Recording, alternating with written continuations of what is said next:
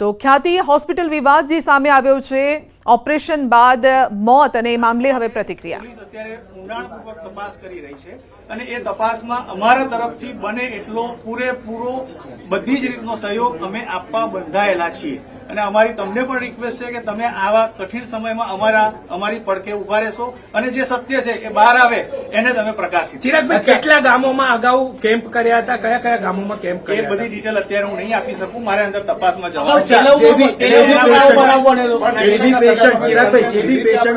એ આપણે બધી જ માહિતી અત્યારે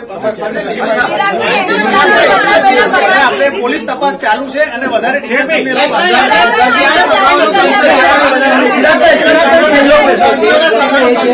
જેટલા પેશન્ટ એડમિટ હતા એમનું અપ્રુવલ કેટલી વારમાં મળી ગયું તમને, અને પ્રોસેસમાં તમે કન્સેન્ટ ફોર્મની જે વાત આવે છે એ સિગ્નેચરની વાત એ કેમ નથી થઈ એવું આક્ષેપ મારી પાસે નથી. ટેકનિકલ આટલી ડિટેલ મારી પાસે નથી. પોલીસ પણ એ તપાસ કરી રહી છે અને એ તમને એમના બાઇટ્સમાં આગળથી. બીજી એક વાત એવી હોય છે કે એક જ સાથે આટલા એક જ ગામના વ્યક્તિઓની એક જ પ્રકારની સર્જરી ન થઈ શકે એવું એક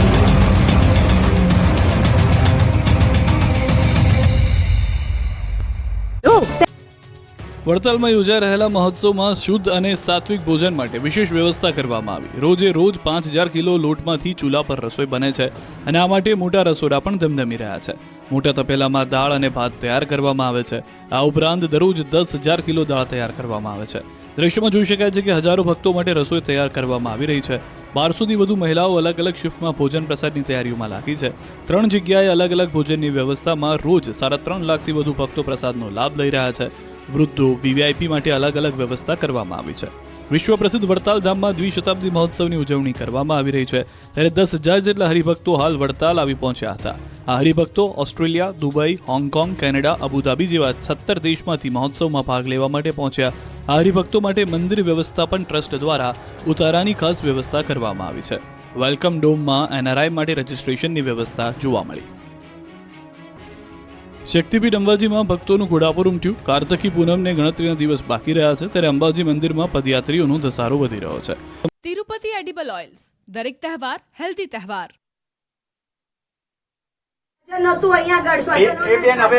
સાહેબને બધાને હું અંદર સહયોગ થોડો આપું, એમને તપાસમાં જે હશે એ આપણે એ પ્રમાણે તમને જણાવશું. આટલા પેશન્ટ ક્રિટિકલ કન્ડિશનમાં હોય તો એમની પણ ક્રિટિકલ કન્ડિશન કોઈની બેન છે જ નહીં.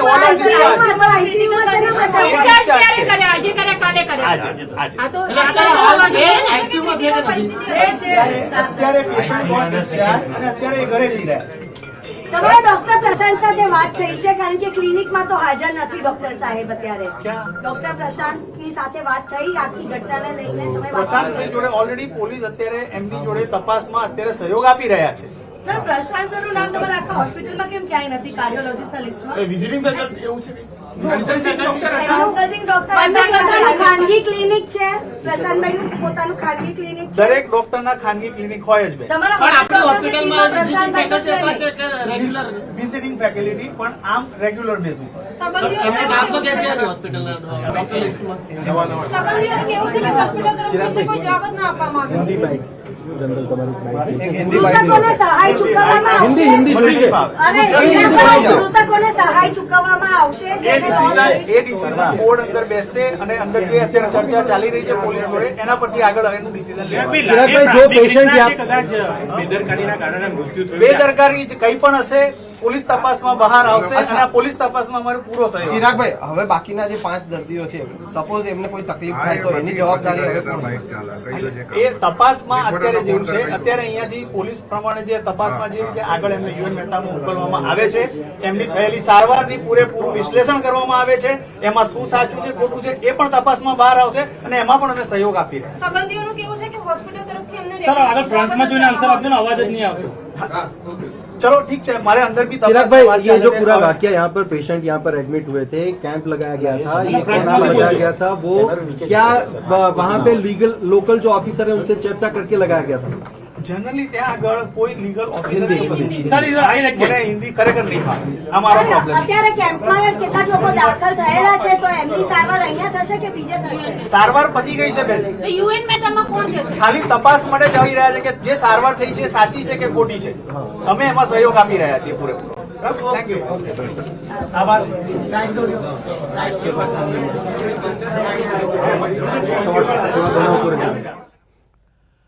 તો ખ્યાતિ હોસ્પિટલના ચિરાગભાઈએ કહ્યું છે કે તપાસમાં પૂરેપૂરો સહયોગ અમે આપવા માટે તૈયાર છીએ. અત્યારે ડોક્ટર પ્રશાંત સાથે જે આરોગ્ય વિભાગની ટીમ છે એ પણ વાતચીત કરી રહી છે અને હાલ જે સારવાર દર્દીઓને આપવામાં આવી હતી તેનું વિશ્લેષણ પણ કરવામાં આવી રહ્યું છે. કયા પ્રકારની સારવાર હતી એ પણ જે છે એની આખી પ્રક્રિયા કે કયા રીતે ફોલો કરવામાં આવી હતી એ પણ અત્યારે તેની વાતચીત અને તેની તપાસ જે છે એ થઈ રહી છે ડોક્ટરો સાથે. તેમણે કહ્યું છે કે જે એકાદ બે વ્યક્તિઓને જીવન મહેતા લઈ ગયા છે એમને સારવારની ચકાસણી માટે લઈ ગયા છે.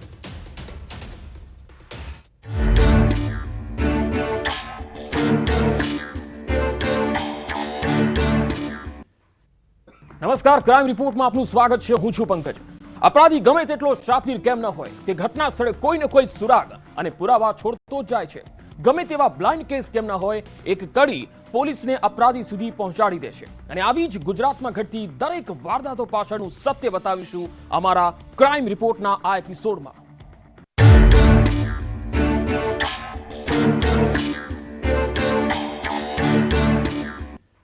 એક વ્યક્તિ કે જે દિવાળીનો તહેવાર પોતાના પરિવાર સાથે મનાવવા માંગતો હતો, જે માટે તેણે પકડી ઘર તરફની વાટ, ભાડે કરી રિક્ષા અને નીકળી પડ્યો અનેક સપનાઓ સાથે.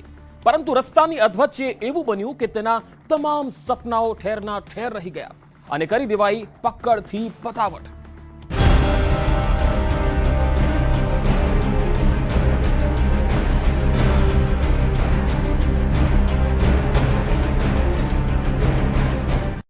એક સુમસામ રસ્તો અને રસ્તાની વચ્ચોવચ્ચ પડેલ એક વ્યક્તિ, ગાઢ અંધારામાં ફક્ત વાહનની લાઇટમાં જ જોવા મળે તેવી સ્થિતિમાં એક યુવક જોવા મળ્યો કે જેણે બનાસકાંઠાની વિવિધ પોલીસને દોડતી કરી દીધી. આખરે એવું તો શું બન્યું એ હાઈવે પર જોઈએ આ ઇનસાઇડ સ્ટોરીમાં.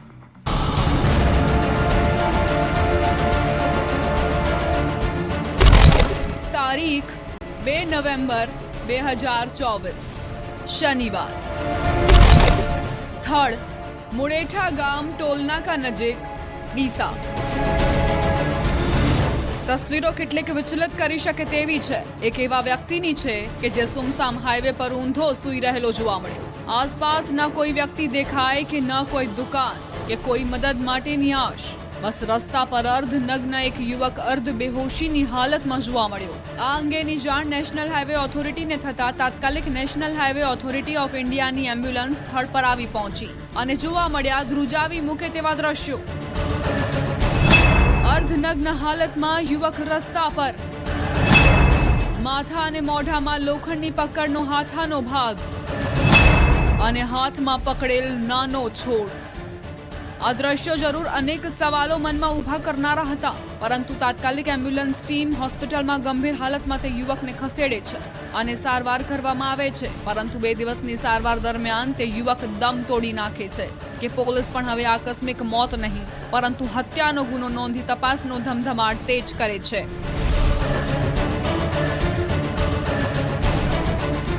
આ જે વ્યક્તિ જે છે તે રાજસ્થાનના હોય છે. તેઓનું નામ જે છે એ શ્રવણરામ નિંબારામ ગોદારા જાટ એવું હોય છે અને તે રાજસ્થાનના વતની હોય. તાત્કાલિક જ તેમની સારવાર માટે હોસ્પિટલ ખાતે મોકલી દેવામાં આવે છે, જેમાં 2 દિવસ બાદ તેઓનું મૃત્યુ થાય છે. ત્યારબાદ આ મૃત્યુ અને આ મર્ડરની પાછળ કોણ છે તેની ઝીણવટપૂર્વક તપાસ કરવા માટે પોલીસની અલગ અલગ જેટલી 4 જેટલી ટીમોનું ગઠન કરવામાં આવ્યું. એક તરફ પોલીસને મૃતકનું નામ શ્રવણરામ નિંબારામ ગોદરા જાટ હોવાનું માલુમ પડે છે અને તે રાજસ્થાનનો રહેવાસી હોવાનું જાણવા મળે છે કે પોલીસ પણ શ્રવણરામના હત્યારાઓને શોધવા માટે દોડધામ શરૂ કરી દે છે.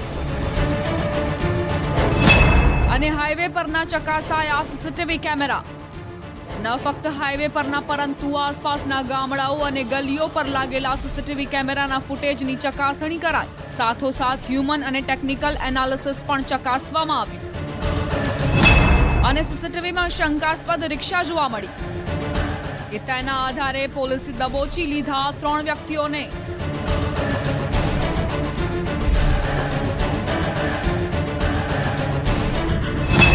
નામ શ્રવણભાઈ ચહેરાભાઈ રાવળ, રહેવાસી કાકર ઠાકોરવાસ, કાંકરેજ, બનાસકાંઠા. નામ અલ્પેશજી ગુલાબજી ઠાકોર, રહેવાસી ખસા કાંકરેજ, બનાસકાંઠા. નામ સંજયજી નારખનજી ઠાકોર, રહેવાસી ખસા કાંકરેજ, બનાસકાંઠા. એ 3 વ્યક્તિઓ કે જેઓની પર આરોપ લાગ્યો શ્રવણ રામને બેરહેમીપૂર્વક મોતને ઘાટ ઉતારવાનો. પોલીસે આરોપીઓને ગણતરીના દિવસોમાં ઝડપી પાડી તેઓની પૂછપરછ શરૂ કરી તો બહાર આવ્યો ચોંકાવનારો રાઝ. રૂપિયાની માથાકૂટમાં હત્યા. જાણવા મળ્યા મુજબ મૃતક શ્રવણ રામ કાંકરેજ તાલુકાના ચાંગા ગામેથી રસોઈનું કામ કરતા હતા. જેઓ તહેવારો પર પોતાના ઘરે રાજસ્થાન જવા નીકળ્યા હતા. તે દરમિયાન થરાથી ભીલડી સુધી જવા સ્પેશિયલ રિક્ષા કરી ભીલડી જવા નીકળ્યા હતા. તે દરમિયાન ખીમાણા સીએનજી પંપે રિક્ષા ચાલક શ્રવણ રાવળે અન્ય 2 લોકોને પોતાની રિક્ષામાં બેસાડ્યા હતા. જ્યાં રિક્ષા ભાડું આપવા બાબતે અને